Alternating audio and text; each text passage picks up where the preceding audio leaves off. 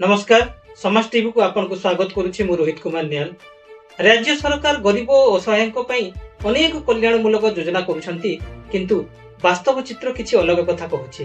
बयसर अपराह्न रे पहुंचीथिबा जणे असहाय वृद्ध दंपति को पई भत्ता कार्ड और आवास घर एबे सात सपन पालटिछि। कलाहांडी जिल्ला थामुल रामपुर ब्लॉक रु आसीछि एभली एक हृदय विदारक खबर जेउठी प्रकृत हिताधिकारी मौलिक सुविधारु वंचित होई अत्यंत दयनीय अवस्था रे जीवन बिताउछंती। देखिबा आम प्रतिनिधि को एही रिपोर्ट। बयस 70 छुईलाणी देहरे काम करिबाकू बल नाही किंतु एबे भी मुंड गुंजिबाकू ना अछि सुरक्षित घर खंडे ना मिलुछि बार्धक्य भत्ता।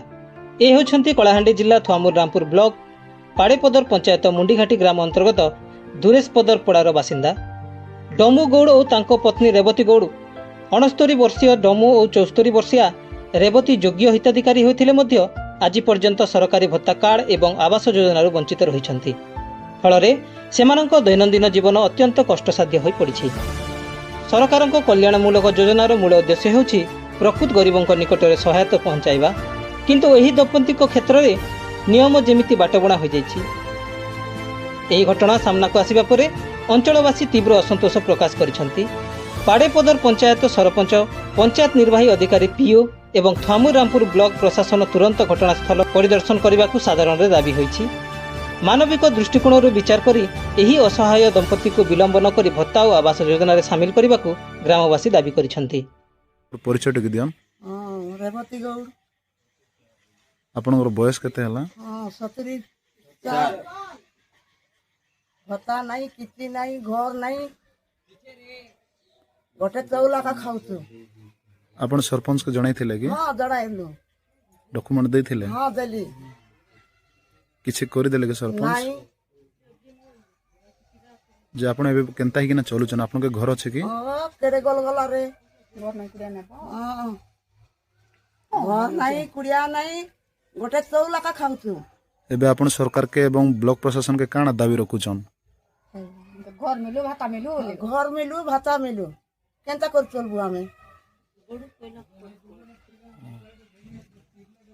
कोई भी बोला से जल्दी से हेले मोर ना डमु गोड़े गा मको तो पता मिलबार नाही कि घर मिलबार नाही गा बेसी नस्ता रे पड़ीची महाप्रो ए बुढ़ा ए गली रे बता मका मिलबार नाही घर कोन मिलबार नाही। आपनकर बयस केते हला बाबा? मोर बयस हेले 69 हिचे गा। आपन के घर किछि पाइछो? नाही महाप्रो। भत्ता कार्ड पाइछो? नाही। भत्ता पाइबा लगे सरपंच को जणाइथिलो कि? हां जणाइथिले गा। किछि कोइ हां देइथिले तो किछि कर देले कि? करि नाही देई गा। एबे आपन कोन दाबी करूछन? हेले ए घर कोंडे बता कोन मिलु महाप्रो रो हो तमर आश्रय भीतरे सुविधा हो मरी जीवो कि बुढ़ा बुढ़ी देखु तो नहीं हम जाई पारबो कि काम करि पारबो। हां हां बड़ भाई ए बापांकर आपन कोन लागबे?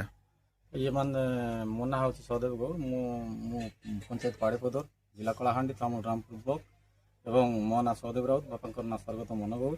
मु जने समाज पाई काम करिया पाई मोर इच्छुक अठे तेणु आम एरिया रो अनेक समस्या अछि। माँ बापा माने भाता पाई पारु नांती और योग्यता बुढ़ा ये 100 माने 60 रु 100 हे गलेनी बुढ़ा बुढ़ी भाता पाइबा योग्यता से आम ब्लॉक स्तर रे मध्य मु ये बुढ़ा को नेकर वीडियो पर्यंत जाईची किंतु बहुत परिश्रम भी करिछि। ए बुढ़ा मनकर पाई ए बुढ़ा माने भाता पाइबा योग्यता आ नथिबा गरीब इंद्रावास पाइबा योग्यता हमर एरिया समस्या अनेक अछि। बुलवा पाई रास्ता घाट मध्य कादो हो जाईछि। पाड़ेपदर खुआरपदर दुरेशपदर केते समस्या अछि। तार सहित बापा माँ माने ए भलिया अवस्था रे अछंती भाता पाई पारु नांती।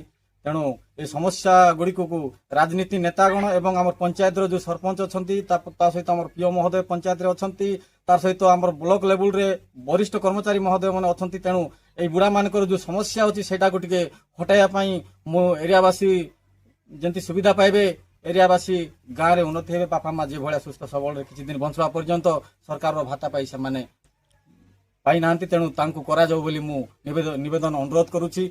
वर्तमान प्रश्न उठुछि केबे पहुंचिबो सरकारी सहायता?